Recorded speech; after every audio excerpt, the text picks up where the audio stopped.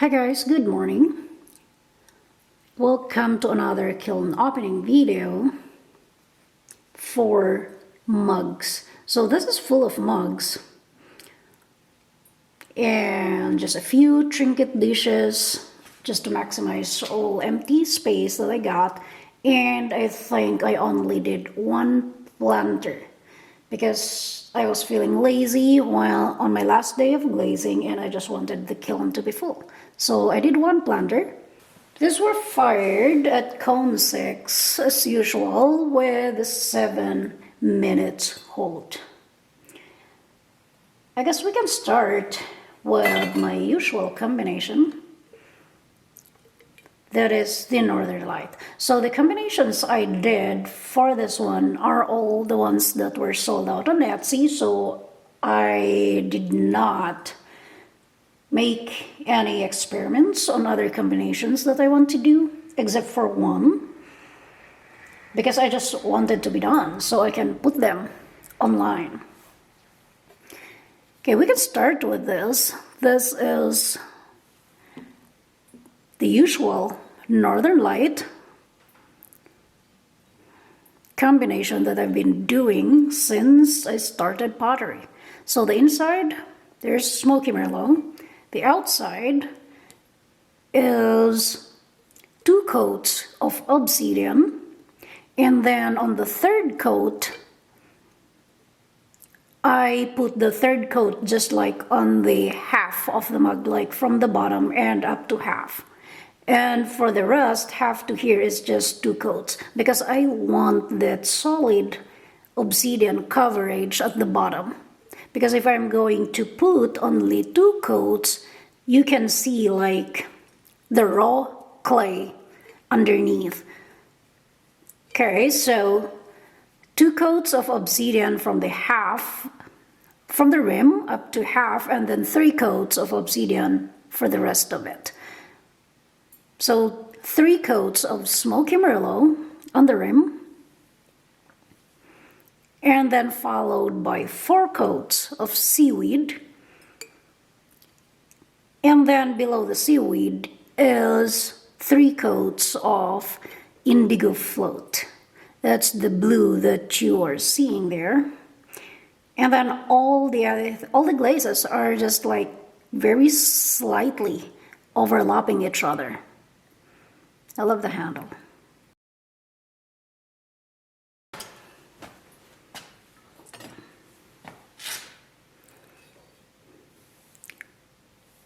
Here's my copper blue. I call it copper blue. The bottom is ancient copper.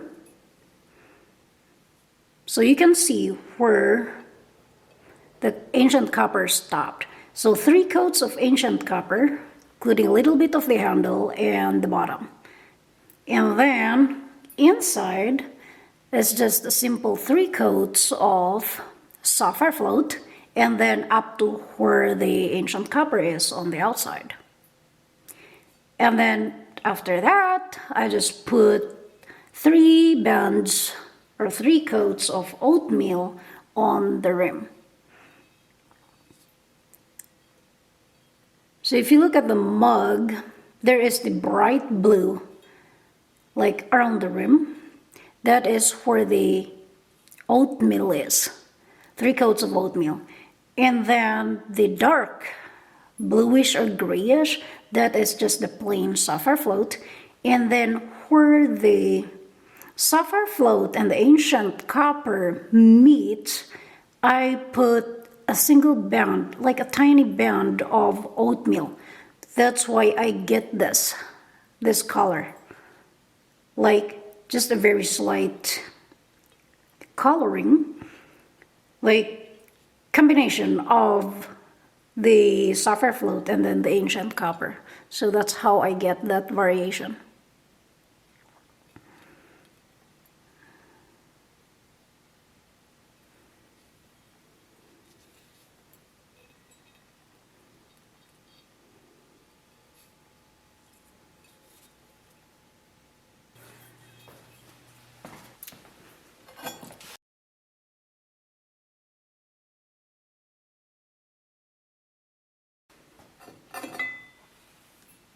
Yeah, I did a video on how to glaze this, or how to come up with this combination that is still being edited. So inside, 3 plain coats of honey flux, and then the outside. Like at the bottom, it's more brownish because it's just 3 thin coats of honey flux. So inside and outside is 3 coats of honey flux, and then I layer it with, on the rim, is 3 coats of smoky merlot, and then below that is 3 coats of plum,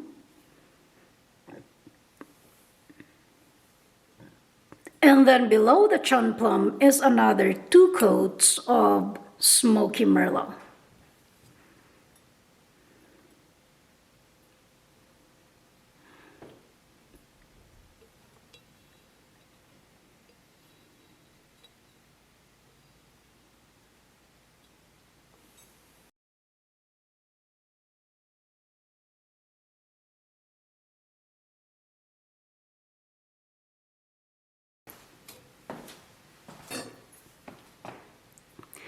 Okay, this is an accidental experiment. I was supposed to be doing like ancient copper. I was supposed to be putting blue rutile on the rim and then followed by purple crystal, but instead, when I was doing those with the honey flux, or I call it the misty plum, I did the same thing. So I guess here it is. So the bottom up to half of the mug is 3 coats of ancient copper, 3 coats of honey flux on the inside, and up to the half of the mug on the outside. And then followed by the same thing, I did 3 coats of smoky merlot, and then 3 coats of plum, and 2 coats of smoky merlot below the plum.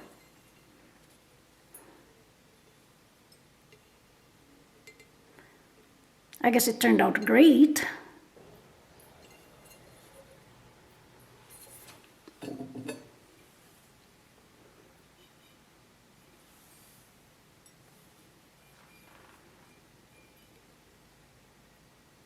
Another very simple combination, just 3 coats of iron luster inside and out.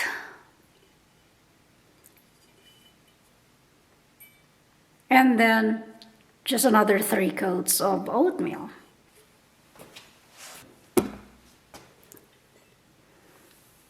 Got a lot of copper, ancient coppers in this kiln opening. I call this the copper green. Well, so I have a copper blue, and now this is a copper green. Bottom up to half of the mug, again, is 3 coats of ancient copper. And then from the inside is just 3 coats of smoky merlot. But half of the mug on the outside is another 3 coats of smoky merlot, and then it's been layered with oatmeal and then seaweed. I put 3 coats of the oatmeal over the smoky merlot, and then after that I also put 3 coats of seaweed, but the seaweed is not covering the whole oatmeal. Instead, it's just like on the rim. It's about 1 inch from the rim where I put the 3 coats of seaweed.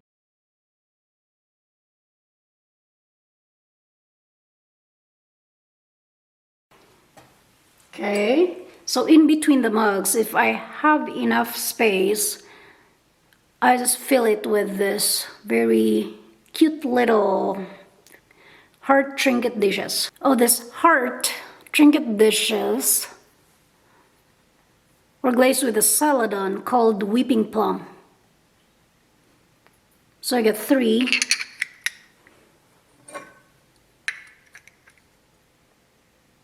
you can see the texture behind the glaze.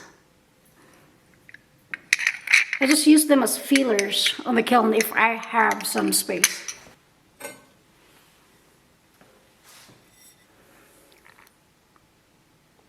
So here's my experiment in trying to do a Sgraffito. I did a Sgraffito before on a mug. This is like, I really want to do Sgraffito. The problem is I don't know how to draw. So I'm just doodling on the clay. So for the black portion, this is a planter, by the way. So the black portion, while the clay is still wet, on leather hard stage, I put 3 coats of the Amico Velvet Black Underglaze. The Velour Black Underglaze. 3 coats of that. And then after that, then I just started carving. So I'm trying to make cherry blossom, but I don't know if that looks like a cherry blossom. I don't know. But anyway, that's what the black is. And then on the rim, and then at the bottom, of course, is 3 coats of ancient copper. Well, my cat broke one of my planter inside the house, so I'm trying to make one to replace it. So the black underglaze, I coated it with 2 coats of the Mako Zinc Free Clear. That's why it's smooth. And then on the inside, this is 3 coats of Albany Slip Brown. I don't know how you pronounce that. That is the brown. But on the rim is another 3 coats of ancient copper. I don't know if you can tell the difference. So there's that. And then for the drip tray, that is just plain 3 coats of ancient copper.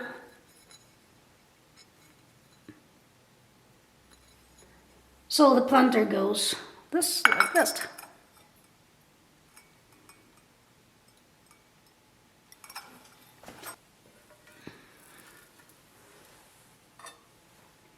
Here's my cone. I guess they fired evenly.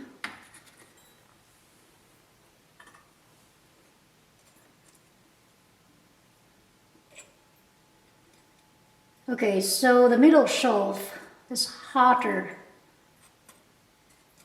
than the top shelf.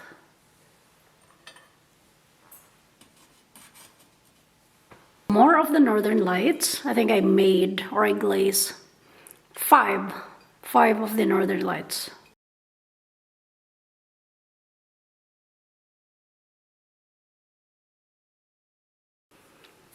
More of the copper blues.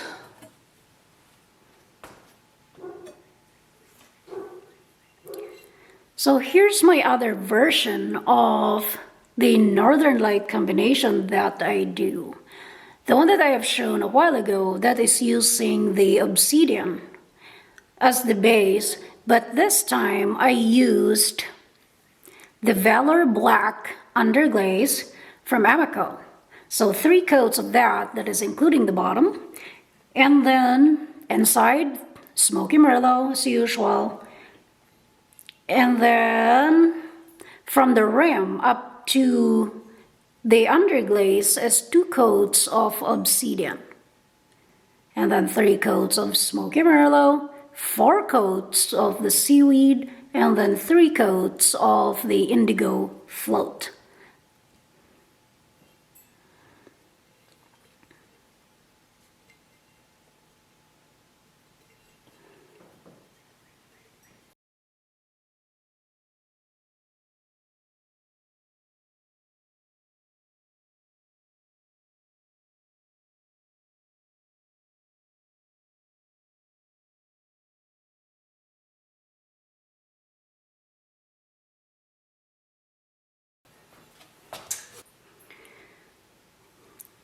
Another combination wherein I use the Valor Black underglaze from Amico is this one.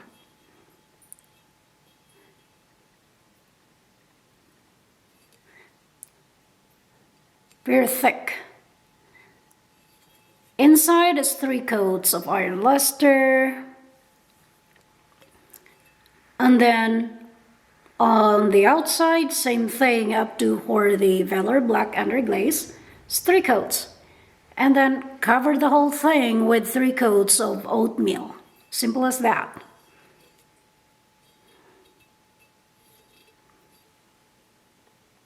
Oh, there you go.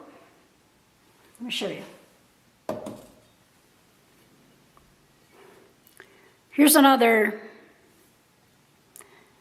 Drippy that I did not intend to make. Just applied the oatmeal so thick that it just drip. Well, at least it didn't reach the bottom. It didn't flow up to the bottom of the mug. So that's an unintentional drippy mug right there.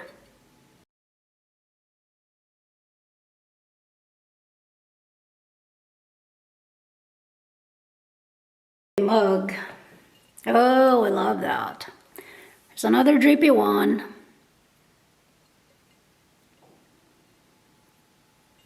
I'm just so fascinated with the drippy mugs like this, but I'm scared to make some or intentionally make some because probably 50% I'm gonna lose it.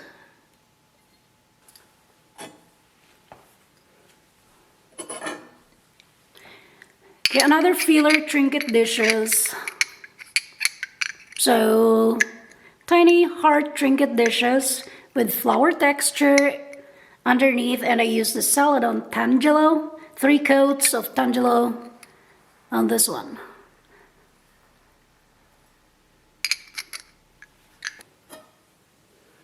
So there's a lot of this. I did 10 mugs with this combination. Yes, the bottom shelf and the middle shelf fired the same. Top shelf is a little bit cooler. Okay, now I'm really curious on how this turned out. Oh, I guess it did turn out good. So this is just 2 coats of the cenote, and then on the rim is a coat of light flux and then a coat of dark flux below it to create those nice drip. And that's their logo. There's a copper blue. I think I did a northern light. Ooh, I like that.